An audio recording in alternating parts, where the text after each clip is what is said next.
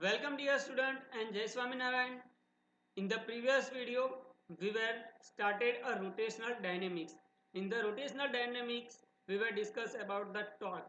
Torque acting on the particles, torque acting on the system of the particles, torque acting on the rigid body, how we can calculate the torque, right? Now, in this video, we will discuss about the angular momentum, right? Same as in the linear motion, in the translation motion, linear momentum is there, right? It is the product of the mass and the linear velocity. Same in the rotational motion, angular momentum.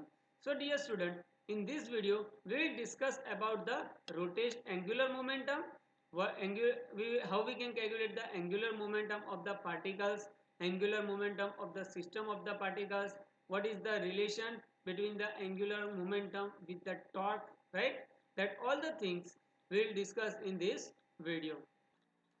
So dear student, let us start with the angular momentum. What do you mean by the angular momentum? We will understand with the help of the angular momentum of the particles, right? So consider a particle P of the rigid body, or particle P may be of a particle of the rigid body or may not be a particle of a rigid body. As shown in this figure, a particle P of the rigid body or particle P is moving in a circular motion of a radius r, right?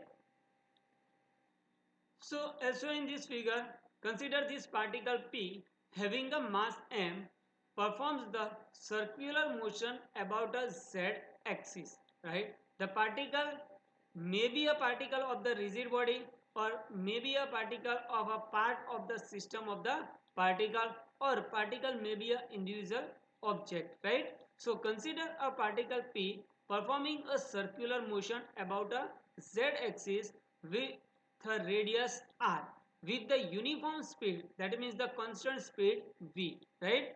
So here we know that if the particle is performing a circular motion with the constant speed with the uniform speed v, its velocity is in the direction of the tangent drawn at this point. So consider the velocity of the particle at any point. The velocity of the particle is in the direction of the tangent drawn at that point, right? So if the mass of the particle we consider m and the velocity of the particle is a v, the direction of the linear momentum of the particle, how we can calculate the linear momentum of the particle? The linear momentum of the particle p is equal to m into v, right?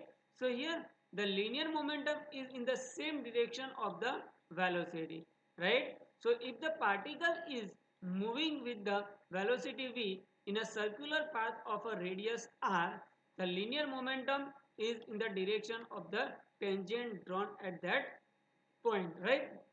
So here the vector product, or we can say that the cross product of the position vector r and the linear momentum p is called the angular momentum of the particle, right? So what is the angular momentum of the particle? The vector product of position vector r and the linear momentum p is called the angular momentum of the particle with respect to reference point or with respect to origin. So if we consider the reference point or origin, reference point as the origin, here if we done a cross product of position vector r of the particle, position vector of the particle, and the linear momentum p, we get the angular momentum of the particle with respect to origin. So the cross product of the position vector r and the linear momentum p is called the angular momentum of the particle. Similarly, cross product of the position vector r and the force, we get the torque or acting on the particle. Similarly here, the cross product of the position vector r and the angular linear momentum p is a angular momentum. The angular momentum of the particle is denoted by a small l vector. So here the angular momentum L is equal to r cross p, right? So angular momentum of the particle is defined as the cross product of the position vector and the linear momentum. How we can find the linear momentum? You know that P is equal to m into v. So here the position vector is a vector quantity, linear momentum is also a vector quantity, and the angular momentum is also a vector quantity. So the angular momentum is a cross product of position vector and the linear momentum. The angular momentum is a vector quantity and the direction of the angular momentum is found with the help of the right hand screw rule, right? So place a screw perpendicular to the plane containing a position vector and the angular momentum and rotate a screw in the direction of R to P. The direction of the screw is a direction of the angular momentum, or we can say that the direction of the angular momentum is found with the help of the right hand screw rule, and it is in the direction perpendicular to the both R and P. So the direction of the angular momentum is in the direction perpendicular to the plane containing a position vector r and the linear momentum p, right? So let us consider that the position vector r is x, y and z, x component, y component and z component. Linear momentum p is equal to has a pxi plus pyj plus pz. It has a 3 component. So how we can find the r cross p? The angular momentum L is equal to r cross p. So how we can find the cross product of the two vector? You know that, right? So we make a determinant L is equal to I, j, k. So first we write the component of the position vector r, x, y, z. Then write a component of the linear momentum linear momentum p, px, py and pz, right? So how you solve the determinant, you know very well, right? So if you solve this determinant, we get the 3 component. First take a I, right? So eliminate the row and column containing a I and cross multiplication of the component y pz minus z py. So we get the x component of the angular momentum. Second we take a j minus j. J is always take minus k j, right?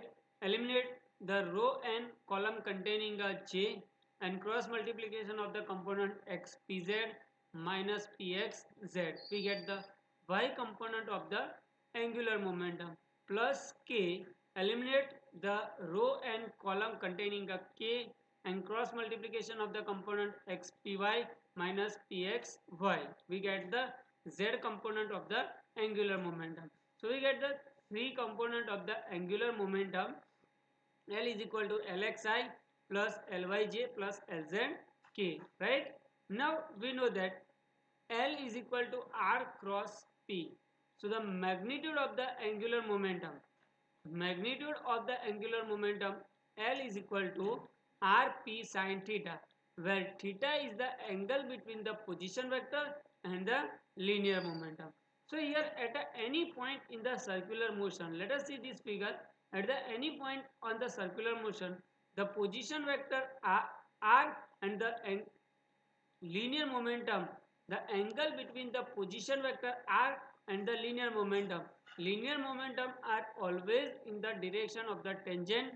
So the tangent and the radius vector is perpendicular to each other. So at any point, the angle between the position vector r and the linear momentum p is a 90 degree, right? So we can take a theta is equal to 90. The magnitude of the angular momentum L is equal to R into P, right? But we know that the P is equal to mv. So the angular momentum L is equal to mvr. So the angular momentum of the particle is the product of the mass and the linear momentum, right? So from that we can easily derive the unit of the angular momentum, kilogram into meter square per second, right? So but v is equal to r omega, right? V is equal to r omega. So if you put the value of the v is equal to r omega, we get the angular momentum L is equal to m r square omega. So these are the 3 formulas of the angular momentum. First, it is the product of the linear distance, perpendicular distance of the position vector r and p, angular momentum L is equal to mvr, and the angular momentum is equal to mr square omega, right? So these are three formulas of the angular momentum. So from this, what is the definition of the angular momentum? The definition of the angular momentum is a product of angular momentum is the product of the mass and the linear momentum, and its a formula is a mvr. So from this we can derive the SI unit dimensional formula of the angular momentum. So now similarly, angular momentum of system of particles, right? Similarly, we can calculate the angular momentum of system of particles. Suppose we consider the system of particles, n number of particles having a position vector r1, r2, r3 up to rn, has a linear momentum p1, linear momentum of the particle p1 one is a p1, p2, p3 up to pn, right? So consider a system of particles having a position vector r1, r2, r3 up to rn, and the linear momentums of the particle p1, p2, p3 up to pn. So the total angular momentum of the system of particle is a vector sum of the individual angular momentum. So if you find the angular momentum of the particle p1 is a r1 cross p1, similarly r2 cross p2, similarly r3 cross p3, and the total angular momentum is the vector sum of individual angular momentum. So capital L, that is the total angular momentum, is equal to L1 plus L2 plus up to Ln, that is the linear momentum of the particle 1, angular momentum of the particle 1, angular momentum of particle 2, angular momentum of n particle, right? So we know that L is equal to R cross P. So total angular momentum capital L is equal to R1 cross P1 plus R2 cross P2 up to Rn cross Pn. So we can write in the form of the sigma also. So total angular momentum L is equal to sigma I is equal to 1 to n R cross Pi. So here you need to remember like this also. The total angular momentum of the system of n particle is the vector sum of the individual angular momentum, right? Only this point you have to remember. So here the total angular momentum capital L is equal to the vector sum of all the individual angular momenta, right? So system of particle. After that we will understand the angular momentum of the rigid body. So here the rigid body is also a system of the particle. We consider this type of the rigid body. So consider this rigid body is rotating about a z-axis, right? The rigid body contains the n number of the particles which has a linear momentum p1, p2, p3 up to pn, and angular momentum position vector r1, r2, r3 up to rn, right? So here consider a rigid body rotating about the z-axis with the constant angular speed omega, right? So here this rigid body is rotating with the constant angular speed omega. All the particles of the rigid body performing a circular motion with the some linear speed.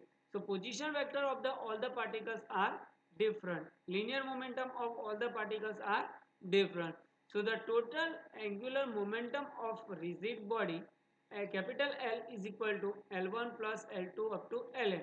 Like a rigid body is also a system of particles, right? So when the rigid body is rotating with the constant angular velocity omega, constant angular speed omega, all the particles of the rigid body perform the circular motion with the different position vector. So the angular momentum of the rigid body can be calculated by cap L is equal to L1 plus L2 up to Ln. So here L1, L2, L3, that is the angular momentum of the individual particle. We can write L is equal to R1 cross P1 plus R2 cross P2 up to Rn cross Pn, right? Now how we can calculate the magnitude of this angular momentum of rigid body? So if the magnitude of the angular momentum of rigid body L is equal to magnitude of L1, magnitude of L2, magnitude of Ln. So combinedly we calculate the magnitude of the angular momentum of particle r cross p. So magnitude of the r, magnitude of p and sine theta. R is a position vector, p is the linear momentum, and theta, where theta is the angle between the position vector and the linear momentum. But we know that when the particle performs the circular motion, the position vector and the linear momentum vector are at a right angle. So angle between the position vector and the linear momentum is always 90 degree. So the magnitude of the r cross p, that is the angular momentum, is equal to r into p sine 90. So value of the sine 90 we take a 1. So magnitude of the angular momentum L is equal to r cross p is equal to r into p. But we know that p is equal to mv and v is equal to r omega.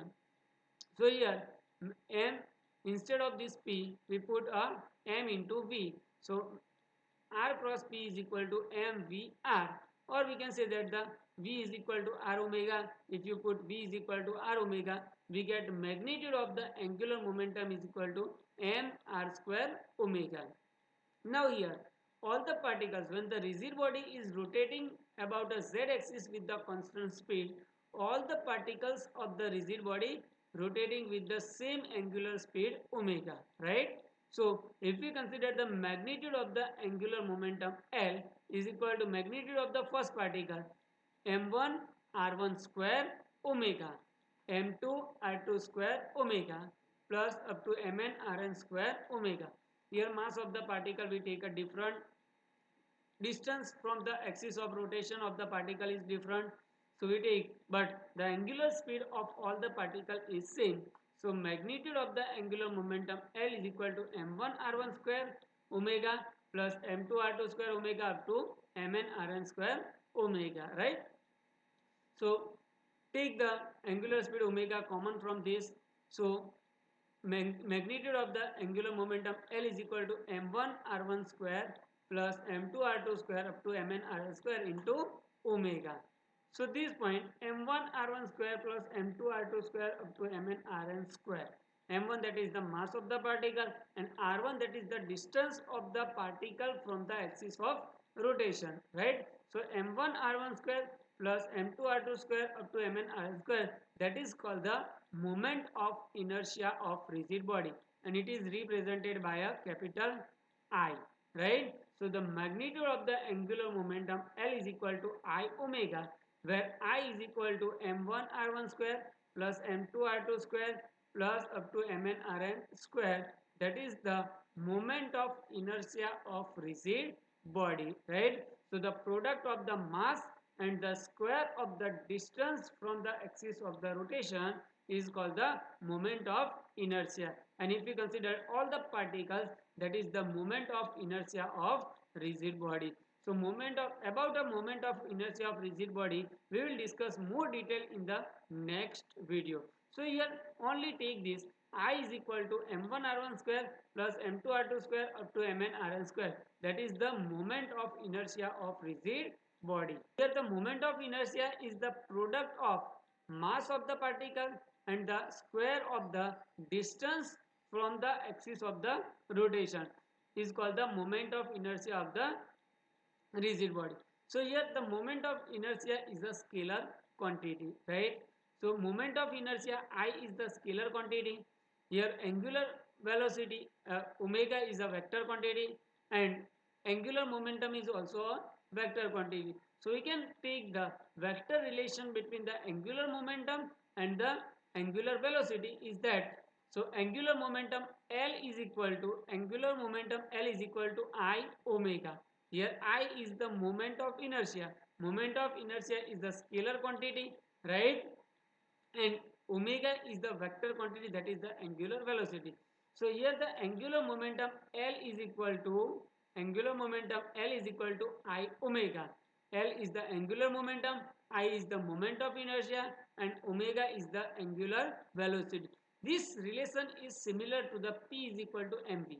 P is the linear momentum, m is the mass, and v is the velocity. Here L is the angular momentum, omega is the angular velocity. So here I, moment of inertia, plays the similar role as the mass plays in the translational motion. So this equation is similar to the P is equal to m into v.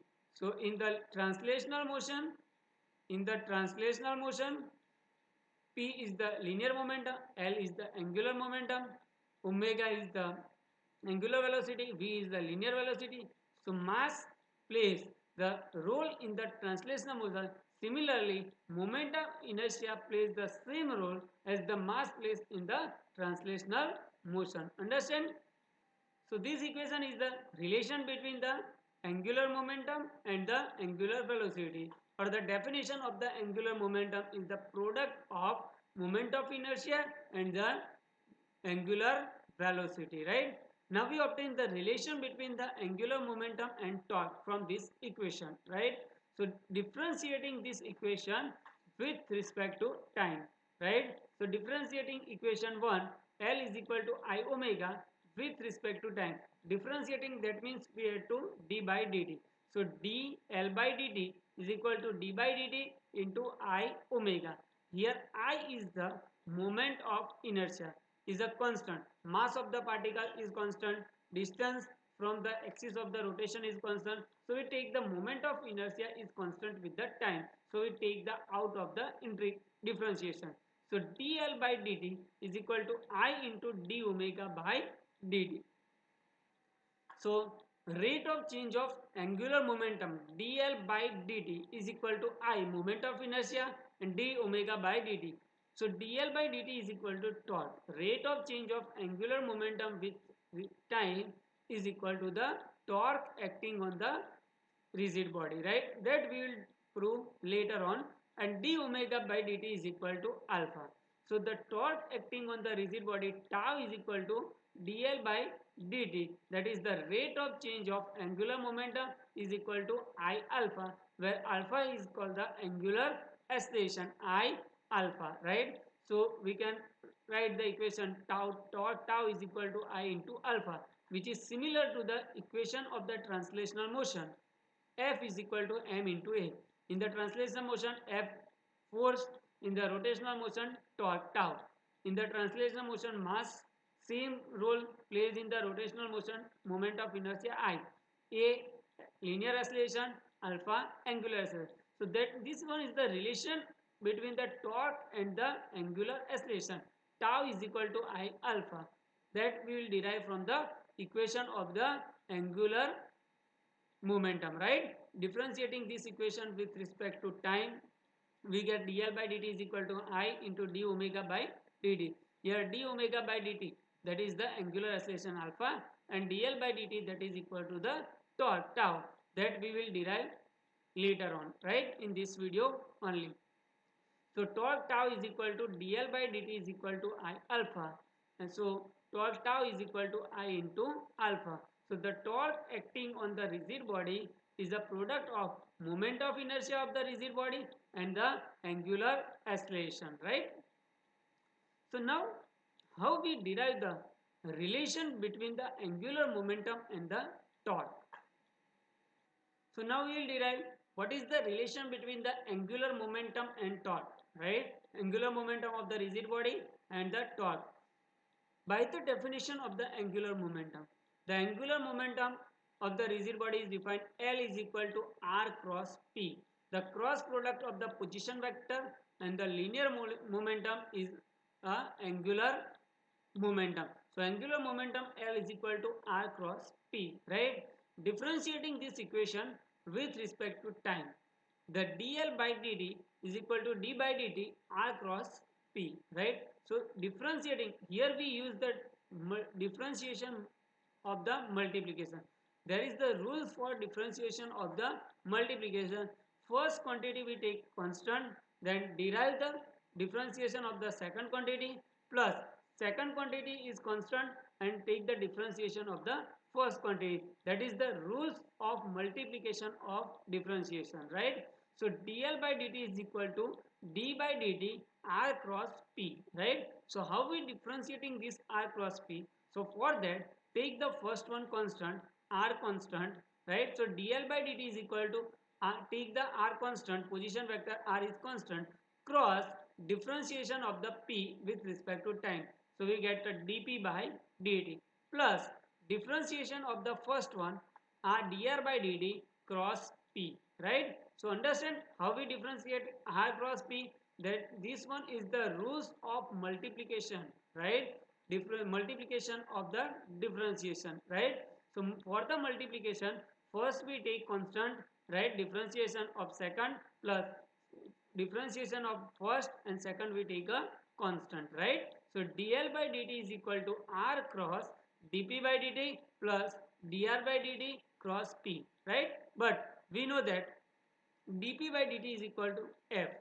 So rate of change of the linear momentum is equal to force acting on the particle, as we already discussed in the translational motion, and dr by dt is equal to v. So instead of this dp by dt we place a f, force f, and instead of this dr by dt we take a velocity v, right? So we get dl by dt, rate of change of angular momentum dl by dt is equal to r cross f plus v cross p, right? So here the velocity v cross p is equal to 0. Why? The velocity and the momentum are in the same direction. The cross product of the velocity and momentum v cross p is equal to 0. So we get dl by dt is equal to r cross f. But we know that cross product of the position vector r and force vector f is equal to torque acting on the particle. So the dl by dt is equal to torque tau, right? So the rate of change of angular momentum is equal to the external torque acting on the system of particles, or you can say that the external torque acting on the rigid body. So the rate of change of the angular momentum is equal to the external torque acting on the rigid body, and this statement is called the Newton's second law for the rotational motion, right? So understand how we can derive the relation between the angular momentum and torque. By the definition of the angular momentum, L is equal to r cross p. Differentiating this equation, we get the dl by dt r cross dp by dt plus dr by dt cross p, right?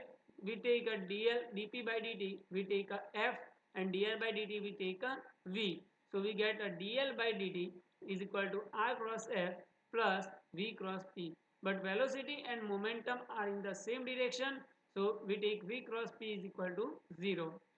So we get dl by dt is equal to r cross f.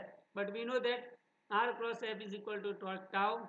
So the rate of change of angular momentum dl by dt is equal to torque tau. The rate of change of angular momentum is equal to the external torque acting on the it, right? This statement is called the Newton's second law for the rotational motion, similar to the Newton's second law for the translational motion. Dp by dt is equal to f. Similarly, dl by dt is equal to torque tau. Understand?